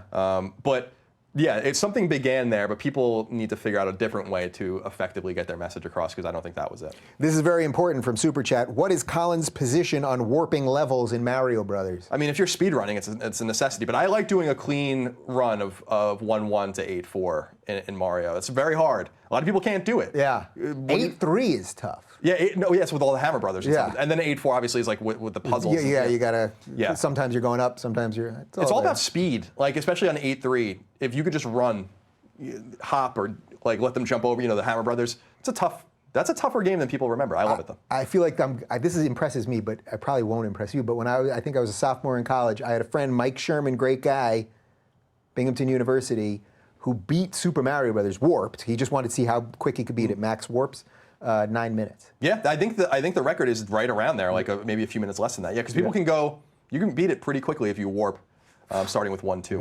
Warps, what a world. Let's see. Colin, what do you think of the new God of War? I'm sad there are no sex scenes, not just because of randiness, but also found them artistic in past games. It's great. I have a video review of it. Oh, you just did one, right? Yeah, I did a video review of it, but on my YouTube channel, one of my YouTube channels. And I think it's really great. It's a different direction for God of War. God of War was very arcadey, very PS2 era. Kratos is a protagonist, not very deep. This game took 5 years for them to make, and they fixed everything. There's some problems with it, but it's got like an amazing 95 or 96 on Metacritic. I don't think it's that good, but it's a great game. Patreon, next question. Just want to say thanks to Colin for introducing me to the Rubin Report. Been a proud patron of the two of you since the infamous tweet from last year, so thank you. Let's jump back to Super Chat. Dave, you've talked about how the left is coming for Asians next. Would like to ask the two of you why Asians still vote and associate left, and how do we change that? Also, how do we balance identity politics with kinship? I like the second part of that. I mean, real quick on the Asian thing, we sort of hit on this already.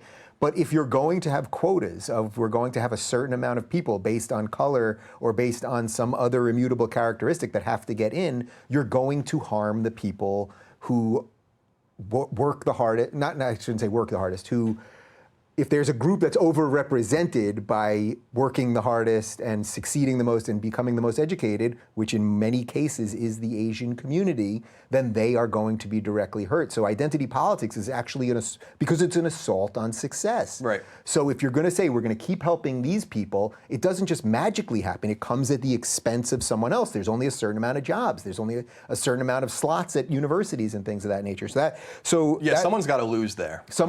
Right. I mean, that's what they never tell you, right? It all sounds good. But the interesting thing about Asian Americans voting liberal, I was thinking recently about, you remember Proposition 8? Yeah. I don't think you lived in California at the time, but no. Proposition 8, for people that don't know, was the gay marriage kind of proposition in 2008 when Obama was on the ballot. Now, remember, Obama won that year pretty easily, California.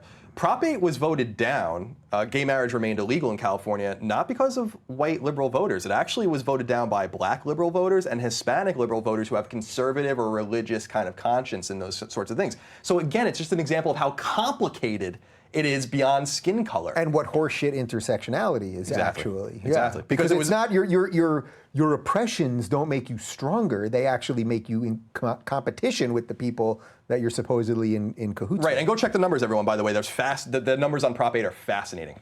Hey, Colin, longtime fan, do you think that Nintendo is a true competitor right now with the Switch, and does the future look good for them? Just real quick on that, I mean, I'm loving the Switch. Like, it's the video game system that I was supposed to find this whole time. It's great. I think that they're going to plateau on sales over the next couple of years because I think they blew their load already with Zelda and Mario. They had to do that. So they were in a position where, Wii U was terrible. It's a terrible console, and they were getting killed. But PS4 is, and to an extent Xbox One, but PS4 certainly I think is still trouncing in overall numbers worldwide. But I said that Switch would sell twice as many units as Wii U. I think they're going to exceed that. And it's a nice step in the right direction. I just don't know if they have the software at the cadence that they're going to need it over the next 4 or 5 years. And remember, I can tell you, I have sources, PS5 games are in development. PS5's not that far away, and that thing's going to make the Switch look like a child's toy. So they're going to have to deal with that intergenerational kind of conflict as well. Right, but Nintendo kind of thrives on that, right? Like having a little of that intergenerational stuff. And They do, but with hardware being so much weaker, I mean, the hardware now, Switch is still weaker than PS4 and Xbox One. So they're getting ports of games that are, Doom is a good example, that ran at 60 frames on PS4, that's running at 30 frames on Switch. The difference between the games on the next generation and Switch are going to be even more marked. Yeah. And I'm curious, and they're basically, developers and publishers are going to have to make the same game twice, basically, as opposed to porting it. So I wonder if there's going to be some complications there as well. So I think it's looking great right now. I love it. Yeah. I'm so pleased that it's selling well, and the Nintendo fans needed a win. I just love that I can be playing on the television, and then just like if I got to get up or if David wants to watch TV or something, I can just take that thing and go into the room. It's very cool. I mean, it's a very, very slick piece of hardware. Brian on Patreon, why are you guys continuing to use Twitter? Why continue to give that platform support? Your followers/patrons will follow you elsewhere and share your content from new locations, so why stay and allow bad actors to benefit from your presence? I'd like to answer that one, but I'll throw it to you first. I just feel like I have to be where the audience is. Yeah. It's like, yeah, we can work on things, and we've discussed, and I think there's a lot of discussions happening. It's not just us about what are the alternatives to Twitter, to Facebook, to YouTube.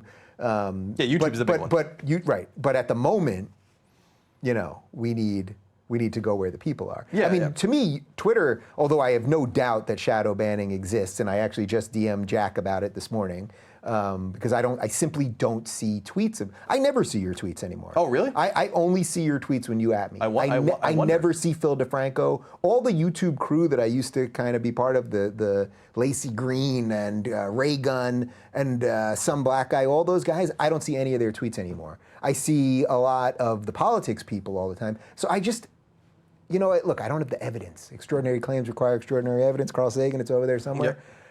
I don't have the document in front of me, but it's like, and a lot of times I think it's subtly because it's not that they've written something out there, like a memo is going down from Jack all the way down. I think it's just engineers that are it's rogue actors for sure. It's guys at YouTube that are messing around with the algorithm so that our videos don't go out to the feeds. Why do literally hundreds of people keep telling me they're being unsubscribed, and then when I tell YouTube that, what they tell me is that people don't know how to click the subscribe button, or they were never subscribed in the first place. People I literally know that are not idiots. Yeah, it's always someone else's fault. Yeah, it's always somebody else. I mean, I'll reiterate, I think my biggest concern is YouTube.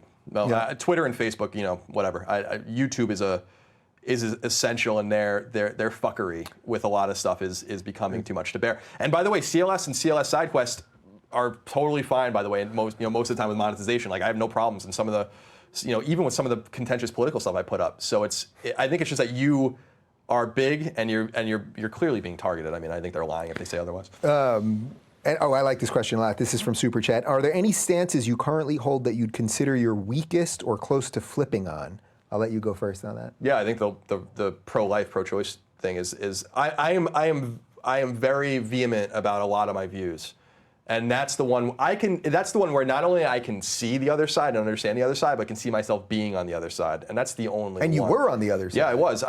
Again, it's just a conundrum. It's a cosmic fucking conundrum. It's not X plus Y equals Z or something like that. It's way more complicated. So that's why I take a more nuanced approach to it. Yeah, I mean, for real, that was the one I was going to say too. That's why I say the word begrudgingly when I say I'm pro-choice. And even David and I have a difference of opinion on this, where he's not thrilled when I say begrudgingly. And he's got a really interesting, nuanced position on this. But it's one of those ones, you're right, I like that you said it's a cosmic conundrum. This isn't about law, what we're talking about. Because it goes to the root of the biggest questions of the universe and life and all of that. So it's the one where, I mean, I would, for anyone watching this that wants to know further, I mean, watch my chat with Shapiro about it. Like, I admit that the 20-week thing, it's somewhat arbitrary, of course. I'm not saying it's not a life at 18 weeks. They've done studies where they believe the fetus can feel pain at 20 weeks, so I'm picking that position. But yes, if I'm saying it's life at 20, is it life at 18? It is, in which case, what level of that slippery slope? And then you have extremists on the other side who say you can abort an 8-month baby if you don't want it. Yeah, I mean, that's fucking nuts. That's murder. That's true, yeah, I agree. If my whole thing is, like, once the baby can really exist, even with medical care outside of the womb, I mean, that's game over for any, you know. But again, it's like, it's tough, man. And a lot of it, you know, the conservatives, it's easy to be pro-life, but then take sex ed and contraception out of schools and put kids in positions where they have to make these kinds of decisions. Lacey Green talks a lot about this. It's much more complicated than again, this binary position. So yeah. Patreon, is the Star Wars franchise a lost cause? Yes. I can't believe I'm going to agree with you, but I think it might be. But I'll have one caveat. You want to go any further first? I just think that Solo movie is probably going to be terrible, and I think too much of a good thing is that's a saying for a reason, and I would have loved, you know, Rogue One was great, and I know you don't like. I know you didn't like. I did not like it. Boring. Name 3 characters. Go. Oh, I don't know any of the names of any of the characters. I win. But I like how they're all dead at the end. I like how nothing. I like how but nothing's you knew sacred. they were all going to die at the end. It was just, my whole thing is, like, I would have just taken a new trilogy. Name 1 character, and it can't be Darth Vader. Oh, Tarkin. No, it can't be Tarkin. I don't know any of the characters. Yeah, I only saw it once. Yeah. But I thought. But imagine walking out of the original Star Wars. Who was that guy dressed in black? What was that? I mean, come on.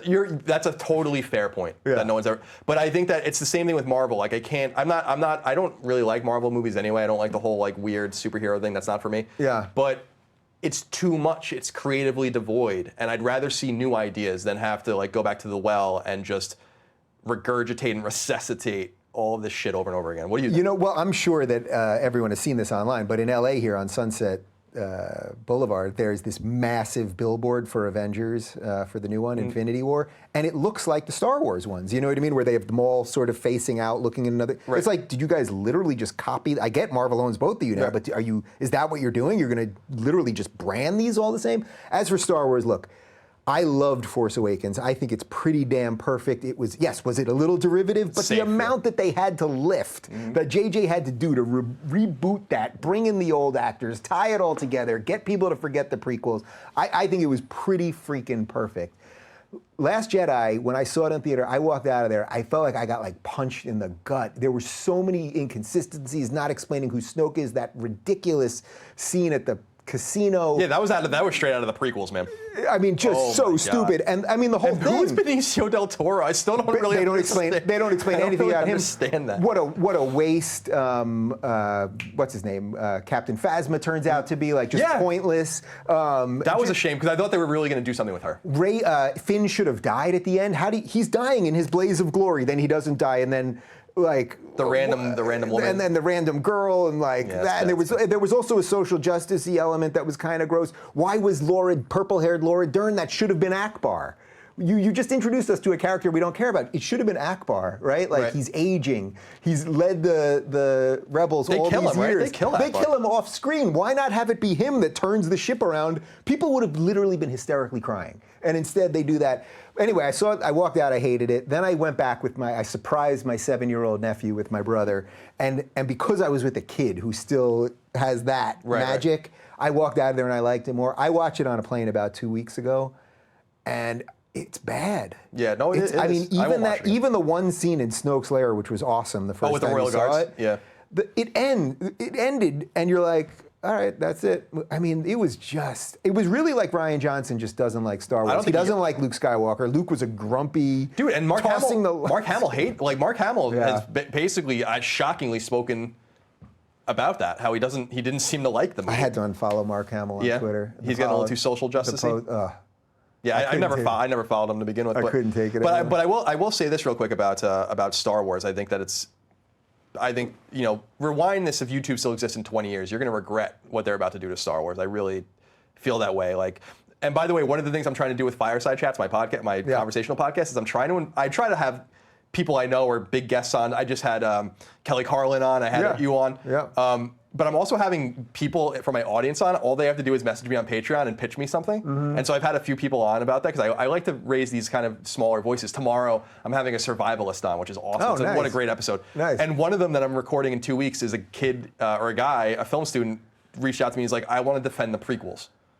And I'm like, come on over. I think, you know what? I'm going to listen to it, obviously, but I think they're defendable. And after watching Last Jedi again, I was longing for them in a way. At least put the acting aside, put some of the stiff dialogue aside.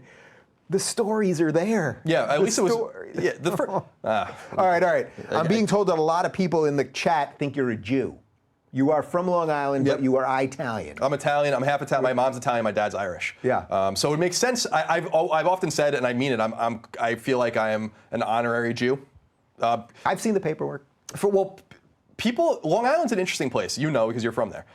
It's incredibly Jewish and incredibly Italian. We're the only place that gets Rosh Hashanah off and all these kinds of. October was like a fucking gold mine of days off. For you, it was Italian. awesome. Columbus Day we got off. So everything. October was, and my birthday's in October, so everything was great in October. Yeah. But there's something about Long Island culture that is inherently Jewish, and I knew people that wouldn't get into I straight up knew people that would not get into German cars, like families. Right? That's how serious it was. Yeah. And so I have a kinship to Jewish people based on that experience. And so I consider that kind of the non-genetic part of me in a way. And I have a kinship to Italians, which is why we had you here to make the homemade gravy. Yeah, we made the gravy, the 8-hour gravy. You make a seriously. You liked it? Yeah. I mean, there was not a leftover. Well, there were some leftovers that night, but I assure you they were gone the next day. Perfect. You done well, right out of Goodfellas. Okay. Thanks, Dave, for introducing me to Colin, and was wondering if you see a parallel between what happened to Colin and Owen Benjamin. Are you following Owen Benjamin at all? I don't know if I know this particular situation. Well, basically, he's a comedian who admittedly goes to where the line is and intentionally jumps over. I've had him on the show. I like him. I don't see a real parallel because I think you go out of your way to be respectful, where I'm not saying he's not respectful, but he's intentionally trying to poke the bear. Right. It's just a different thing. I happen to like both of you, but I don't really see it there. Yeah, I want to say, just to clear things up for people that are listening that might be curious, some people think that I did that tweet intentionally as an exit, an escape, hatch from Kind of Funny because I wasn't happy there. And I wasn't happy there, but I never did it to hurt anyone. So yeah, that's true. I don't really try to do anything.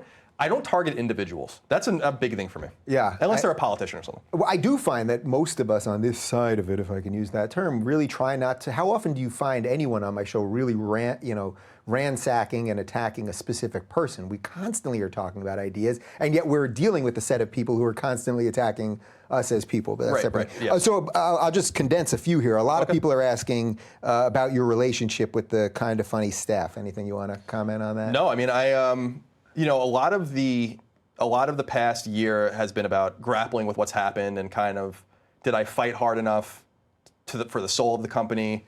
Did I give people enough information to let them know what was really happening there? And there's an eagerness for me to do that because I think people would see my side if they just knew more. But I've put that to bed in my mind. I've forgiven what I feel like has been done to me from that situation, from the people that I think have done things to me from that situation.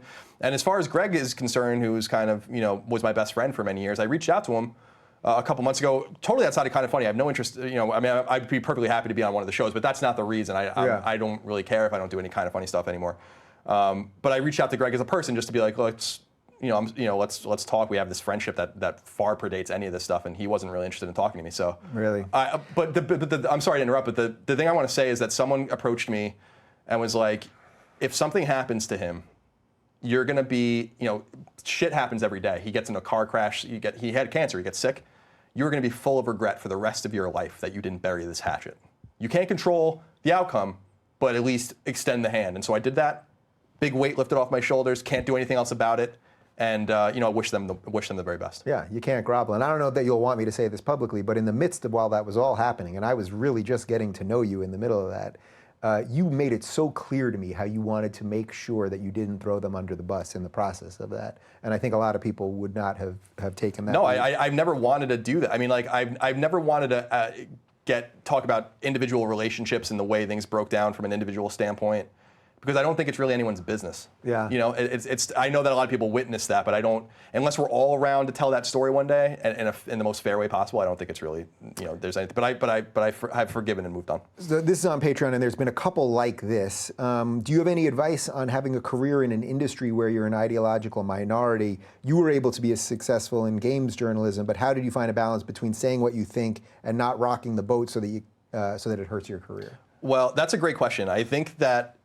I often talk about how leaving Kinda Funny was somewhat easy because I wasn't happy there, but leaving IGN before that was really hard, and I really loved that job, and I look back at it very fondly. And one of the reasons that I love that, I'm actually having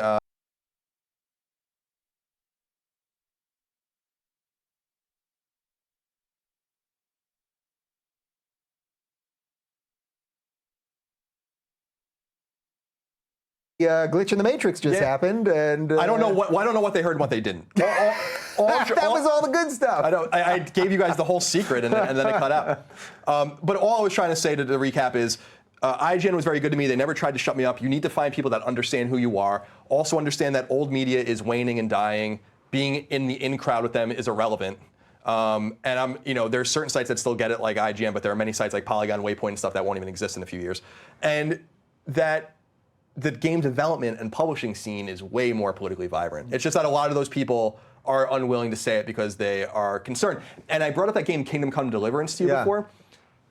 The more the press went after that game, the more it sold. And the one thing that I forgot to say is that it sold like 1 million copies in like a few days. And I tweeted out publicly where I was like, I wonder when publishers are going to figure out that by getting on the bad side of Kotaku, bad side of Waypoint, the bad side of all these sites, that they're going to sell more copies of games. But there's way more ideological, and I'm not going to out anyone. I'm good friends with a lot of people in publishing and developing that are libertarian, Republican, Trump voters. They're there. They're just quiet. Yeah. All right, here's what we're going to do. I'm talking directly to the camera.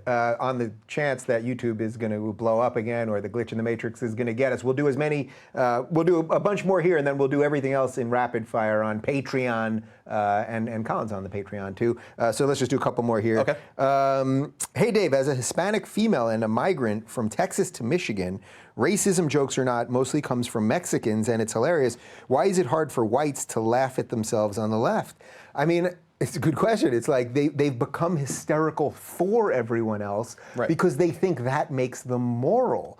And actually, I think it's what everyone now says, this phrase, it's the small bigotry of low expectations. You think that you must be offended for everybody. No one else can take a joke, so you must take offense. No one else can accomplish anything, so you must help everyone.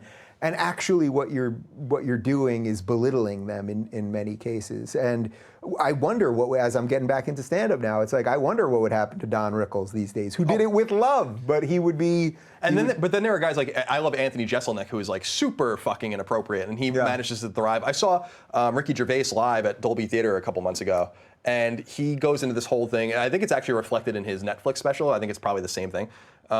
A lot of transgender jokes and all that kind of stuff. And what I was surprised by was that there were a few groans and stuff like that, but people were laughing and clapping and having a good time here in liberal Los Angeles. I think it goes to show you that people know how to laugh at themselves.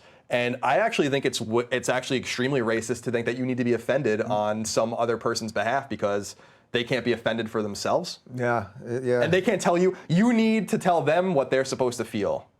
It's a little strange. And obviously Candace is going through that. It oddly is racism. That is racist. This is a good one because it gets to a lot of what we were talking about earlier. How do you grade someone's motivation? When President Trump says, quote, sending their best, why would it necessarily mean the smartest, the brightest, and most successful? Well, I think I would need to know the exact quotes that he has said, but I've heard him say that they're not sending us their best in the context of, meaning they're not sending us their most educated or people that can help society in that way. But as far as grading someone's motivation, I would say I really try not to impugn people's motivations. I mean, how people mock me for it. How often on this show do I say the road to hell is paved with good intentions? I mostly, you said it earlier. I mean, I mostly believe that these misguided people are misguided, not evil. Are there evil actors? Are there bad actors? Are there manipulators? For sure. So I think you have to really try hard not to do it, but we all do it. Yeah, I look at it similar to what you were saying about Ellis Island and all of that earlier.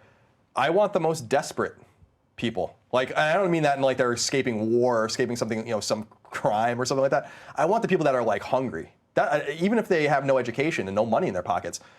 My family the Moriartys came over in the 1850s, and the first thing that one of them did when they came over, Timothy, I think his name was he signed up for the Union Army, in 1861.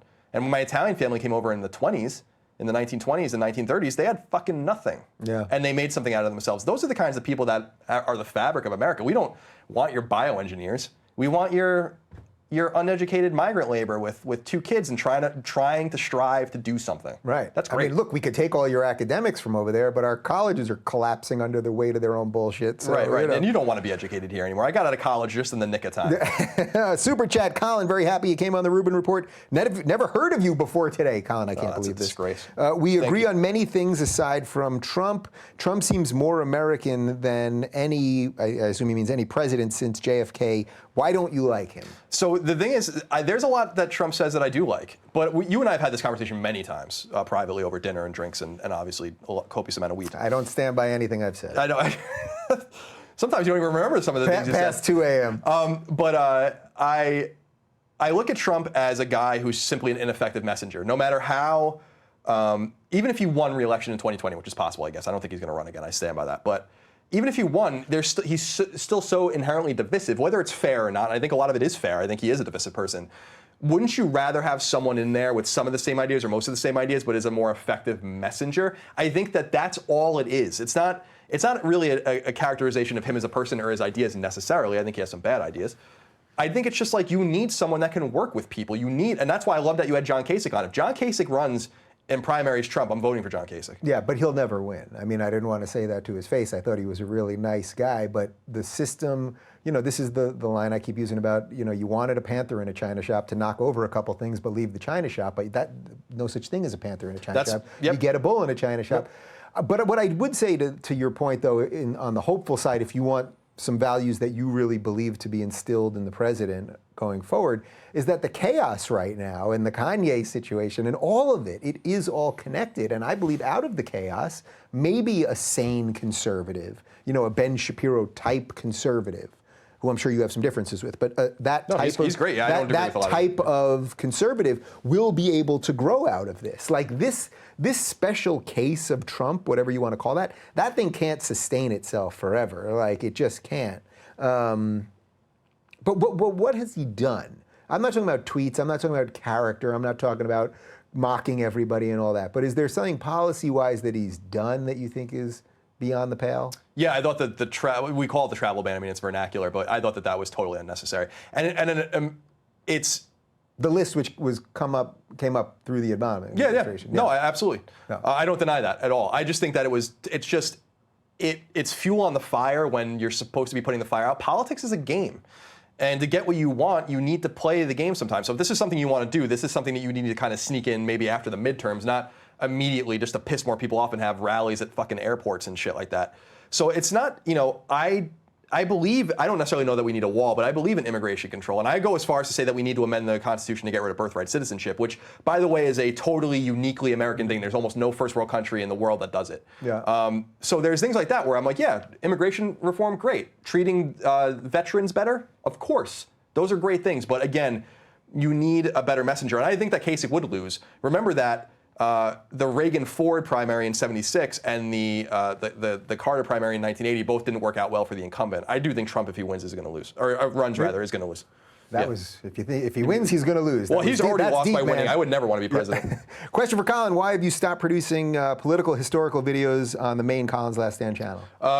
There's multiple reasons. One is that I don't feel like I was doing it the way that I wanted to do it. So give me a second if I might, Dave.